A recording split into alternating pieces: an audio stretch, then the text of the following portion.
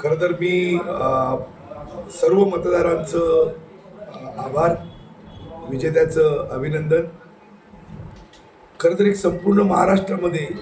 एक महायुतीची लाट या सगळ्या निकालामध्ये त्या ठिकाणी दिसली आणि जो काही जनतेचा कौल जो मिळालेला आहे हा अनपेक्षित आहे आणि जवळजवळ 50,000 मतदारांनी त्या ठिकाणी मला मतदान केलं आणि जो कौल आहे जनतेचा जो कौल आहे हा जनतेचा कौल त्या ठिकाणी मला मान्य आहे. पण माझी जी जबाबदारी आहे, ज्या लोकांनी माझ्यावर विश्वास टाकला त्या लोकांना त्या ठिकाणी न्याय देणं, त्यांच्या प्रश्नांवर त्या ठिकाणी भूमिका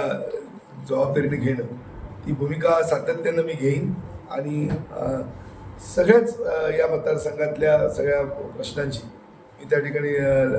लढण्याचा माझा प्रयत्न राहील. खरं तर आज या सगळ्या निकालानंतर जी संपूर्ण महागाई आहे, जी बेरोजगारी आहे, हे प्रश्न जे आहेत आणि ज्यांच्या हातामध्ये गेली अनेक वर्ष सत्ता आहे त्यांनाच परत जनतेनं दिलेला कौल ही म्हणजे आश्चर्यकारक हा संपूर्ण निकाल आहे, अनपेक्षित निकाल आहे. आणि म्हणून मतदार याच्याकडे कशा पद्धतीनं पाहतात या सगळ्या निकालाकडे, ह्याचा सुद्धा एक माझ्यासारख्या नेत्यावर किंवा लोकप्रतिनिधीवर एक प्रश्न माझ्यासमोर निर्माण झालेला आहे की अशा पद्धतीचा कारभार असताना सुद्धा पुन्हा एकदा परत सत्ता त्याच लोकांकडे त्या ठिकाणी पदं देणं, तर हा निकाल एक अनपेक्षित आहे. आणि मला त्या ठिकाणी उमेदवारी जी मिळाली त्याच्यामध्ये फार थोडा वेळ मला मिळाला, फार कमी वेळ मिळाला आणि त्याचबरोबर पैशाचा सुद्धा अमाप वापर या सगळ्या निवडणुकीमध्ये झाला. जे मुंबईचे मतदार हे त्या ठिकाणी मोठ्या प्रमाणात आणले गेले. प्रत्येक मतदाराचं त्या ठिकाणी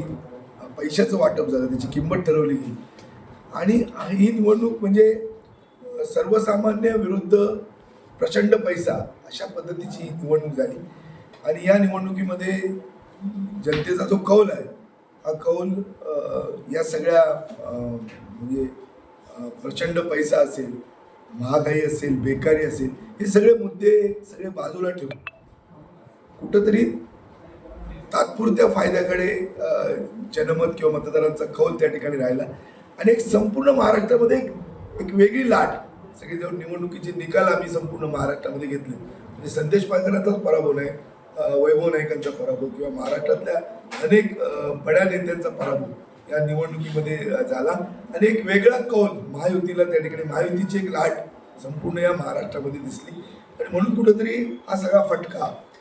किंवा हा जो सगळा जो निर्णय त्या ठिकाणी अनपेक्षित निर्णय या सगळ्या मतदारसंघामध्ये किंवा या महाराष्ट्रामध्ये त्या ठिकाणी आलेला आहे. पण तरीसुद्धा ही लढाई होती, एक आव्हान होतं, तगडं आव्हान होतं आणि त्या लढाईला मी सामोरं गेलो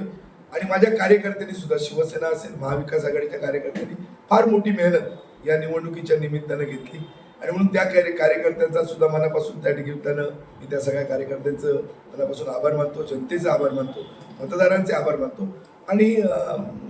ही निवडणूक किंवा ही लढाई ही संपलेली नाही, अजूनही पुढच्या काळामध्ये ही लढाई चांगल्या पद्धतीनं लढली जाईल आणि शेवट जोपर्यंत यश मिळत नाही तोपर्यंत ही निवडणूक, ही लढाई ही लढली जाईल.